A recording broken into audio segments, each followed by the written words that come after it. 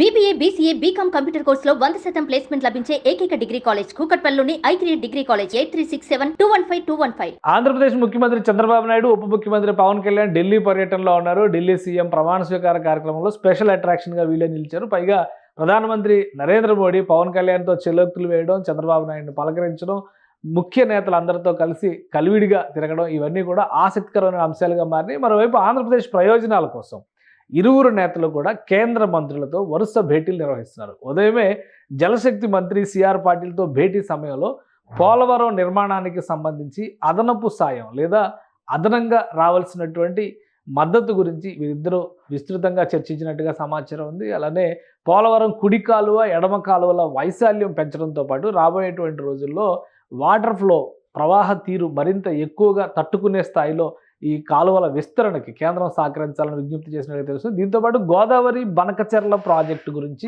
కేంద్ర మంత్రితో చాలా క్లియర్గా ఇద్దరు ముఖ్యమంత్రి, డిప్యూటీ సీఎం వివరించినట్టుగా తెలుస్తుంది.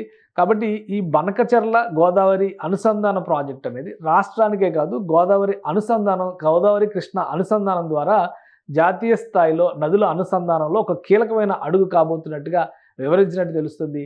దీంతోపాటు రాష్ట్రానికి సమకూరాల్సినటువంటి ఇతర ప్రయోజనాలని మిగతా మంత్రులతో కూడా వరుస భేటీలు నిర్వహించారు.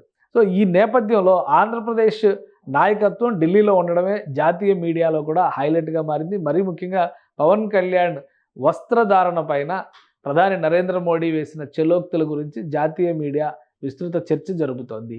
హిమాలయాలకు వెళ్ళిపోతారా అని మోడీ తనను ప్రశ్నించినట్టుగా పవన్ స్వయంగా వివరించారు. అయితే దానికి ఇంకా చాలా సమయం ఉందని చెప్పినట్టుగా ఆయన వివరించారు. సో ఈ అంశాల నేపథ్యంలో రాష్ట్రానికి మరొక ముఖ్యమైనటువంటి అంశం తీపి కబురు అని చెప్పాల్సింది వరద నివారణ, తుఫాను నష్టాలకు సంబంధించి 608 కోట్ల రూపాయలని కేంద్ర ప్రభుత్వం రిలీజ్ చేస్తోంది.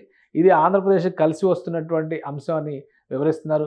కేంద్ర మంత్రులతో జరిపేటువంటి భేటీల్లో కీలకమైనటువంటి 2 అంశాలని చంద్రబాబు నాయుడు ప్రస్తావించేటువంటి అవకాశం ఉంది. పోలవరంతో పాటు అమరావతికి సంబంధించినటువంటి ప్రాజెక్టుల విషయంలో ఇప్పటికే పెండింగ్లో ఉన్నటువంటి కొన్ని ప్రాజెక్టులు కేంద్రం వద్ద ప్రతిపాదనల్ని ఫైనల్ స్టేజ్ ఆఫ్ అప్రూవల్లో ఉన్నాయి. కాబట్టి వీలైనంత తొందరగా వాటిని రిలీజ్ చేస్తే మార్చి నెలలో పెద్ద ఎత్తున అమరావతిలో పనుల ప్రారంభానికి రాష్ట్ర ప్రభుత్వం ప్రణాళికల్ని సిద్ధం చేస్తోంది. సో ఈ క్రమంలో జాతీయ స్థాయిలో కూడా అందరినీ ఆకట్టుకుంటోంది ఏపీ నేతల పర్యటన. ఆ పర్యటన సారాంశం తుది రూపం దక్కేటువంటి అవకాశం ఎంతో సమయం పట్టేటువంటి పరిస్థితి లేదని చెప్పని వివరిస్తున్నారు. మరోవైపు చూస్తే రాష్ట్రంలో ఉన్నటువంటి ఇతర అవసరాల రీత్యా కేంద్రంలో ఉన్నటువంటి కొందరు మంత్రుల్ని రాష్ట్రానికి రావాల్సిందిగా రాష్ట్ర ప్రభుత్వ పక్షాన AP CM Chandrababu Naidu invite చేసినట్టుగా కూడా తెలుస్తుంది. రాబోయేటువంటి రోజుల్లో వ్యవసాయానికి సంబంధించి ఒక సమగ్ర ప్రణాళికని రాష్ట్ర ప్రభుత్వం అనౌన్స్ చేసేటువంటి ప్రయత్నం చేస్తుంది. ఇందులో భాగంగానే నేచర్ ఫార్మింగ్తో పాటు వివిధ రకాల పద్ధతులు, రైతుని మరింత టెక్నాలజికల్గా బలోపేతం చేసేటువంటి విషయంలో కేంద్ర ప్రభుత్వ సహకారం కావాలని విజ్ఞప్తి చేసినట్టుగా తెలుస్తుంది. సో ఇద్దరి భేటీ సారాంశాన్ని మీడియాకి వివరించబోతున్నారు. దీంతోపాటు రాష్ట్రానికి రాబోయేటువంటి ప్రయోజనాలను కూడా వివరించబోతున్నారు. 15th ఫైనాన్స్ కమిషన్ ప్రత్యేకంగా ఆంధ్రప్రదేశ్కి గతంలో పెండింగ్లో ఉన్నటువంటి నిధులన్నింటినీ కూడా ఈ మార్చి నెలాఖరులోపు రిలీజ్ చేస్తే వివిధ అభివృద్ధి కార్యక్రమాలని ముందుకు తీసుకెళ్లే ప్రయత్నం చేస్తామంటూ రాష్ట్ర ప్రభుత్వం కేంద్రానికి విజ్ఞప్తి చేస్తుంది.